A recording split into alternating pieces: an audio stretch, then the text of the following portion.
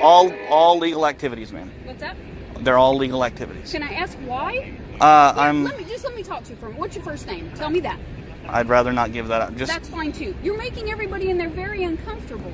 Well, you're going in there taking pictures of them. I didn't go in there to take pictures of them. I went in there just to get pictures of the inside of the post office, and I grabbed a passport application while I was in there. Okay, why are you taking pictures of the inside of the post office? It's part of what I'm working on. Okay, is that I'm working on it? Yeah, right now it is. I'm working on a story on the post office. It'll be online, I'm hoping in about a week, whoever picks it up. Any simpler. When you walk away from me, you don't want to talk to me. I'm here for a valid reason. I'm here for a legal reason. I'm not trying to be.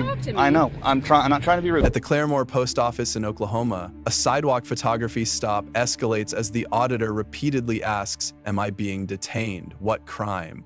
while officers fail to articulate a specific offense.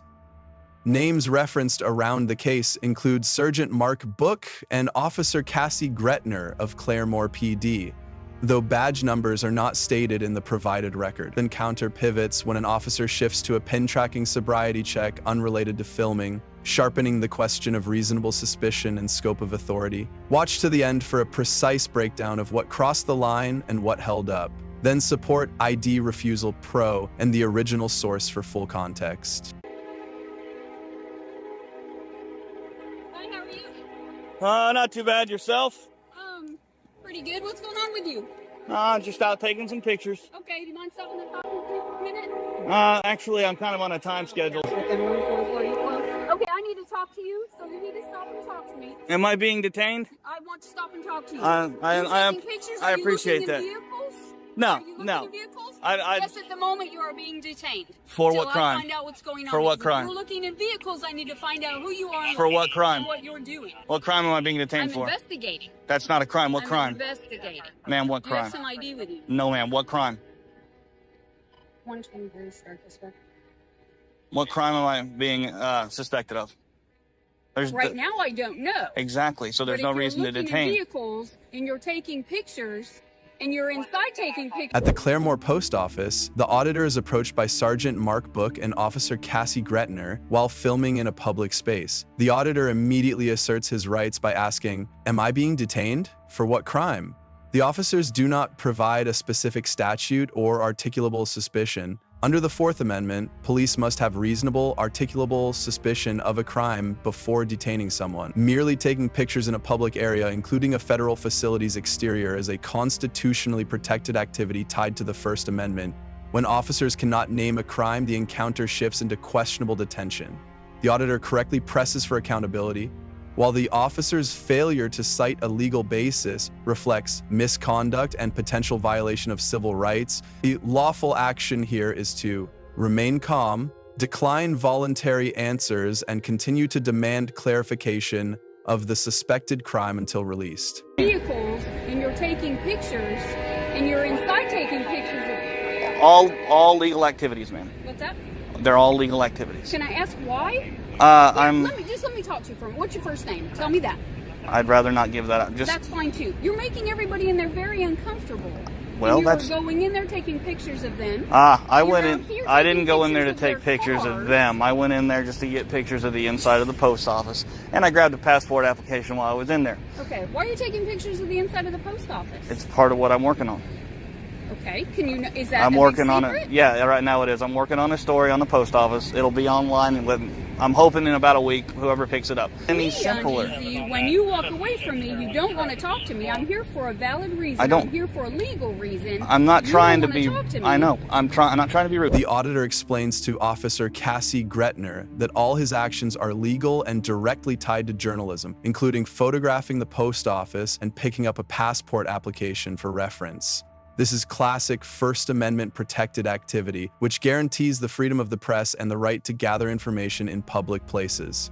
Yet despite this clear explanation, Grettner continues to engage as if suspicion of a crime still exists. Under the Fourth Amendment, detention requires reasonable articulable suspicion, and under 28 CFR SS 50.1, government officials must respect lawful news-gathering activities. The auditor is correct. Taking photos of a federal building's public lobby or exterior is not a crime, and courts have repeatedly recognized this right in cases such as Glick v. Cuniff, 1st Sir, 2011. The proper course of action is to remain firm, continue to assert lawful purpose, and decline voluntary disclosure of personal information until officers articulate a crime. I'm not trying to be rude, but I don't have to talk to you, ma'am. Am I free to go?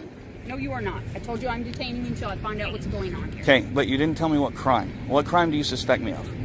That's what I'm trying to find out. If you're looking in cars, Ma'am, that makes me very suspicious. And what is your name and badge number? You give me your name, I'll give you mine. No, ma'am. I work for Claremore Police. I understand that. I'm not a public official. You are duty bound to Am I? identify yourself. You are. So what is your name and badge number? What is your name and badge number? I work for Claremore Police Department. Okay, and you are Officer who? Oh, because you're here. How are we doing, sir? Oh, I've had better days. You? So what's going on? Ask her. She thinks she's going to detain me. You are staying here. I told you. You're not going anywhere. What crime do you suspect me of committing? You have to there is no disturbance. You have to articulate a crime. What is her name and badge number? She's refused to give it to me. Why are we here? I'm taking pictures. That's it. Okay, why are we taking pictures? I'm working on a story on the post office. Okay. Or where's your firearm at? What makes you think I'm carrying? Because you have a holster on your back. It's empty. Okay, well, I'm asking, is it on your person? No, sir. Okay.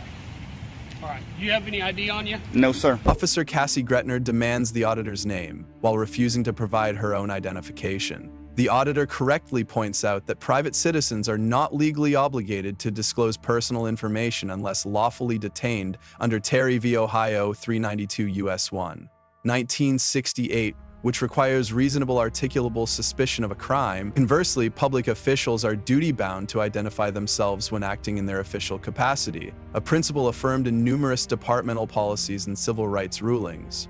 By pressing for badge numbers and names, the auditor is exercising his right to accountability. While the refusal by Grettner undermines transparency and may constitute police misconduct, under the Fourth Amendment, citizens may legally decline to answer or identify themselves absent suspicion of a crime.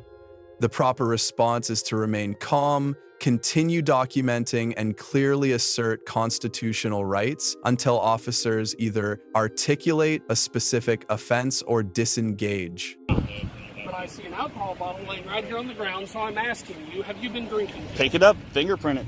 I am asking you a question. And I'm refusing to answer. What is your name and badge? Or what is her name and badge number? Now I'm detaining you because I'm going to make sure you're not intoxicated in public.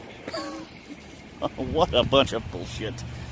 What is your name and badge number? I believe I already told you. What is her name and badge number? I'm talking to you right now. Yes, sir, I am. No, you're not. Do me a favor. Keep that right there. I don't care. Keep that right there. See the tip of this pen? How much you had to drink today? How much have you had to drink today? I don't drink. See the tip of this pen? I want to make sure that you're safe to do this. You understand why we're here. We got a call. Sergeant Mark Book suddenly shifts the encounter by ordering the auditor to follow the tip of a pen in what resembles a field sobriety test, asking, "How much have you had to drink today?"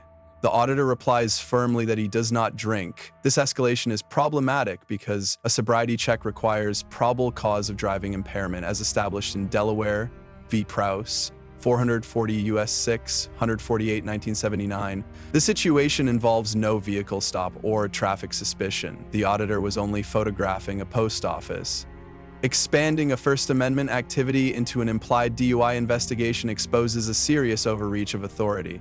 Under the Fourth Amendment, law enforcement must connect their investigation to specific, observable facts. The auditor acted correctly by refusing unnecessary questioning and restating his lawful conduct. The appropriate action is to remain calm, continue documenting, and insist that any further detention be based on reasonable articulable suspicion tied to an actual offense. The encounter at the Claremore Post Office shows clear contrasts. The auditor earns a grade A for calmly asserting his rights, refusing unlawful demands, and reminding officers of their duty. Sergeant Mark Book and Officer Cassie Grettner's conduct rates a D, as they failed to articulate reasonable suspicion, withheld identification, and escalated without legal grounds. Key laws apply. The First Amendment protects public photography, while the Fourth Amendment requires reasonable, articulable suspicion for detention. The lawful path is to stay calm, document, and demand clarity of the alleged crime. Support ID Refusal Pro and watch the original channel for full context.